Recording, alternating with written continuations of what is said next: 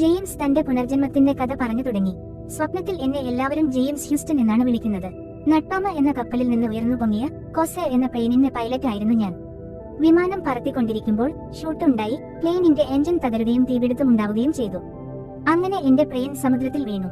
എനിക്ക് പുറത്തു കടക്കാൻ പറ്റുന്നില്ലായിരുന്നു എന്ന് പറഞ്ഞ് അവൻ ഏങ്ങി കരഞ്ഞു. തന്റെ മകൻ പറയുന്ന കാര്യങ്ങളിൽ സത്യമുണ്ടോ എന്ന് അറിയാൻ ബ്രൂസ് അന്വേഷണം തുടങ്ങി.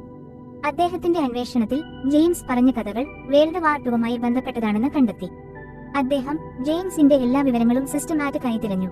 രണ്ടാം ലോകമഹായുദ്ധകാലത്ത് ഉണ്ടായിരുന്ന ഒരു വിമാനവാഹിനി കപ്പലായിരുന്നു USS നട്ടോമ ബേ എന്ന് അയാൾക്ക് മനസ്സിലായി. USS നട്ടോമ ബേയിൽ ജോലി ചെയ്തിരുന്ന ആൾക്കാരെ സമീപിച്ചപ്പോൾ ജെയിംസ് ഹ്യൂസ്റ്റൺ എന്നൊരു വ്യക്തി ഉണ്ടായിരുന്നതായും അദ്ദേഹം കോസെ യുദ്ധവിമാനം പറത്തുന്നതിനിടയിൽ ജാപ്പനീസ് ഫോഴ്സിൽ നിന്ന് ഷൂട്ട് ഉണ്ടാവുകയും പ്ലെയിൻ എഞ്ചിൻ തകർന്ന് തീപിടുത്തമുണ്ടായി പ്ലെയിൻ ക്രാഷ് ആയി മരിച്ചു എന്നും കണ്ടെത്തി. തന്റെ മകൻ ജെയിംസ് ഹ്യൂസ്റ്റൺ എന്ന ഒരു വ്യക്തിയുടെ പുനർജന്മമാണെന്ന് മനസ്സിലാക്കിയ പിതാവ് അവന്റെ ഭയം കുറക്കാനും സ്വപ്നങ്ങളെ നിയന്ത്രിക്കാനുമായി കരോൾ ബോമൻ എന്ന തെറാപ്പിസ്റ്റിന്റെ സഹായം തേടി. പിന്നീട് ജെയിംസിന്റെ അനുഭവം soul survivor the reincarnation of a World War II fighter pilot എന്ന പുസ്തകമായി പ്രസിദ്ധീകരിച്ചു. മരണം അവസാനമല്ല, അത് ആത്മാവിന്റെ ഭാവിയിലേക്കുള്ള ഒരു യാത്രയാണ് എന്ന് ജെയിംസ് മെഡിസൺ ലിനിംഗറിന്റെ ജീവിതകഥ നമ്മെ പഠിപ്പിക്കുന്നു.